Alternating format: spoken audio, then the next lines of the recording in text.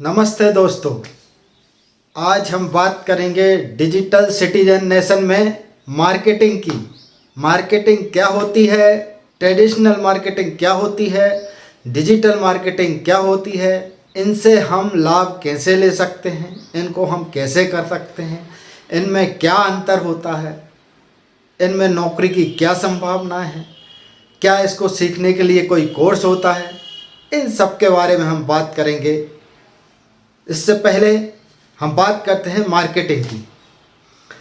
दोस्तों, प्रारंभिक समय मार्केटिंग का शुरुआत हुआ कि हर किसी को एक वस्तु की ज़रूरत पड़ती थी, क्योंकि सबके पास सब चीज़ उपलब्ध नहीं रहती थी। किसी के पास अनाज होता था तो किसी के पास कोई वस्तु होती थी जिसका वो आदान प्रदान कर सकते थे। बीच में व्यापार इसी तरीके से होता था कि वस्तु के बदले वस्तु दी जाती थी। लेकिन समय बदला, हमने समय देखा मार्केटिंग का वो प्रारंभिक समय जब एक व्यक्ति गांव में जाकर साइकिल से या पीठ पर सामान ले जाता था और आवाज़ लगाकर लोगों को बुलाता था, सामान के बारे में बताता था और उनको बेचता था। उससे उसकी इनकम होती थी।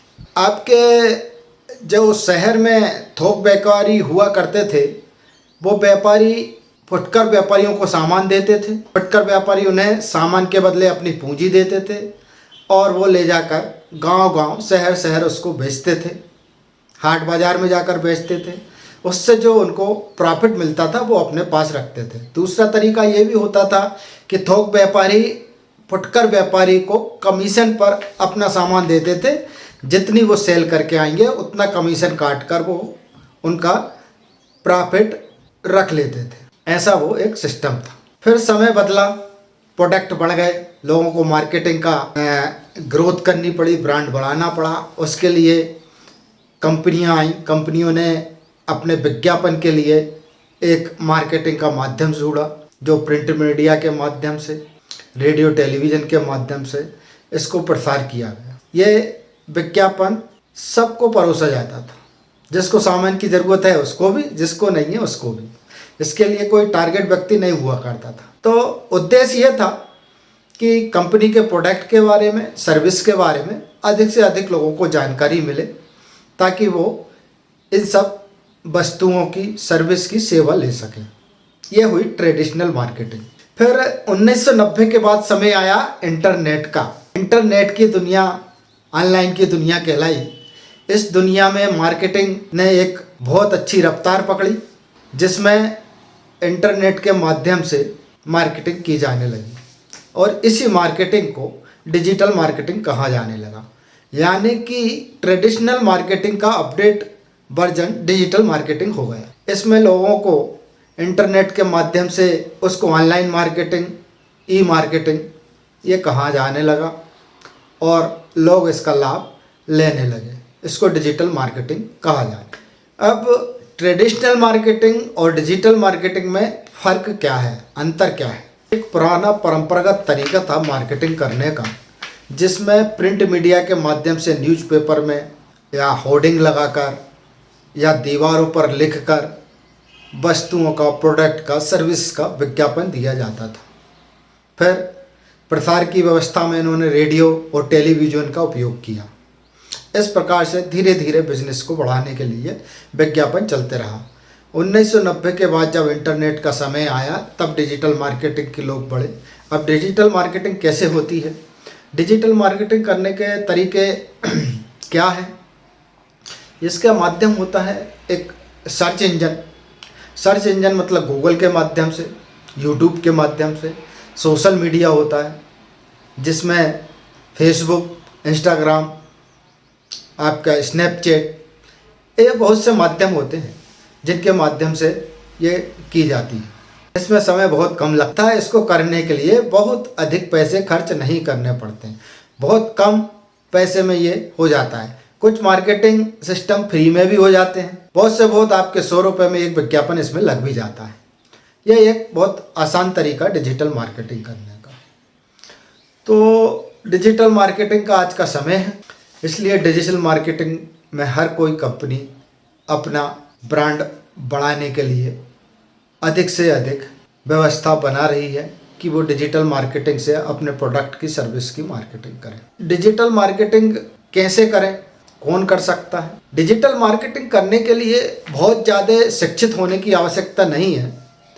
आज के समय में इस टेक्नोलॉजी को इतना सुलभ बनाया गया है कि डिजिटल मार्केटिंग को एक बहुत अधिक शिक्षित व्यक्ति नहीं है वो भी कर सकता है। डिजिटल मार्केटिंग और ट्रेडिशनल मार्केटिंग में क्या एक पुराना तरीका था, प्रारंभिक तरीका था। अब समय अपडेट हो चुका है, डिजिटल मार्केटिंग का समय है। आज इंटरनेट पे एट ए टाइम 4.25 बिलियन लोग अवेलेबल रहते हैं।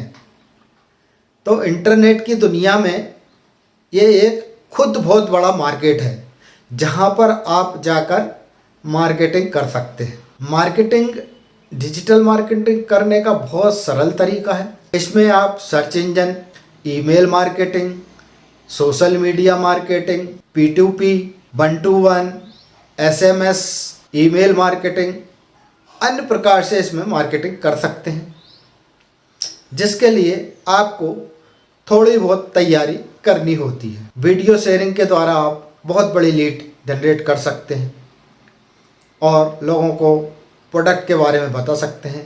कंपनी का ब्रांड बनाने में ये बहुत मददगार है। डिजिटल मार्केटिंग करने के लिए कोर्स होते हैं, इसको सीखने के लिए कुछ कोर्स होते हैं। इन कोर्सों की समय सीमा आप 50 से 90 दिन में इसको सीख जाते हैं। बहुत ज़्यादा हुआ तो 120 दिन लगेगा।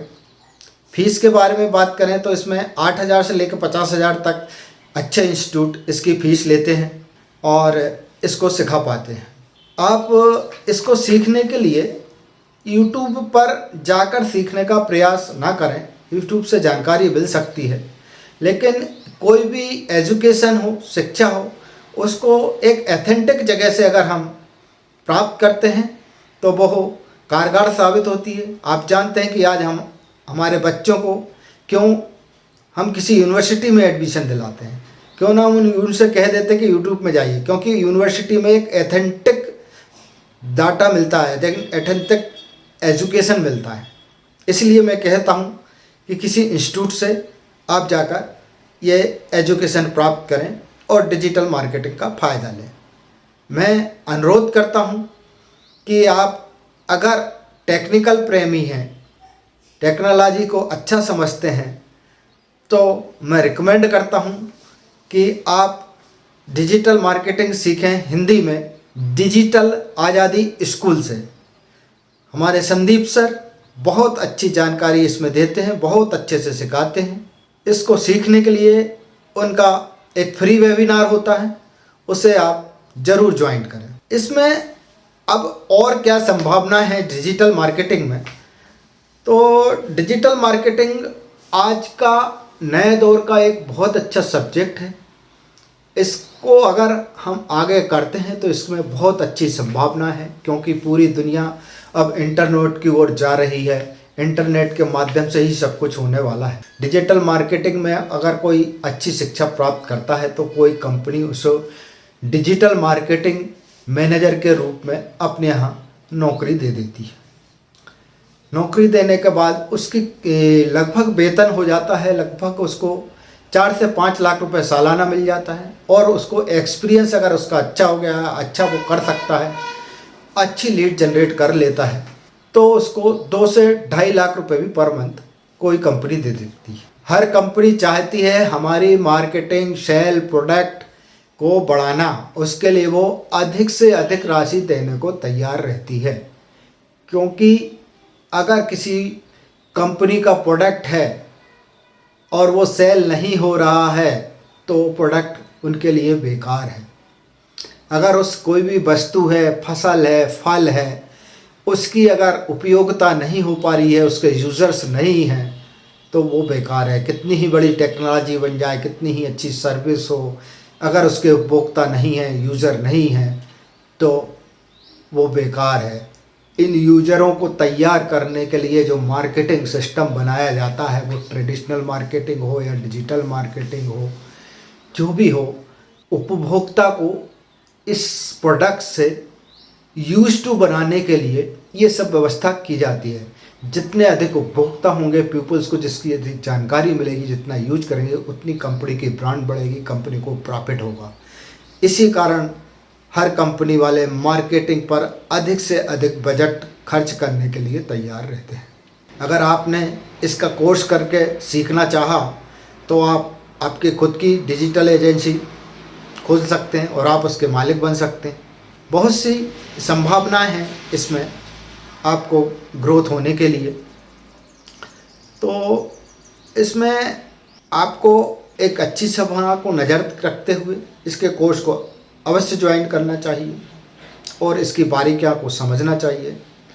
हम आज सोशल मीडिया पर व्यर्थ ही समय गंवा देते हैं, उतना ही समय अगर हम मार्केटिंग में लगाएंगे, जैसे कि इसमें होती है affiliating marketing, SMS marketing, email marketing, video, अगर यूट्यूब पे आप कोई वीडियो शेयर करते हैं तो उससे आपके प्रोडक्ट के बारे में जानकारी मिलती है, आपकी लीड कलेक्ट होती है। पर मिनट आप क्लिक करते हो किसी विज्ञापन पर तो उस क्लिक से आपको इनकम होने लगती है। बहुत अद्भुत है डिजिटल टेक्नोलॉजी कमाने का एक तरीका, जिसमें आप बहुत सी संभावनाएं हैं अपनी इनकम को बढ़ाने का। तो मैं हूं राकेश कुमार गौर, होशंगाबाद मध्य प्रदेश से। आपको डिजिटल सिटीजन नेशन में बताते रहूँगा डिजिटल टेक्नोलॉजी, लेटेस्ट टेक्नोलॉजी की संभावनाएं, उनसे फ़ायदे उठाने के लिए हम क्या क्या कर सकते हैं। तो नमस्कार, मिलते हैं अगले वीडियो में। धन्यवाद।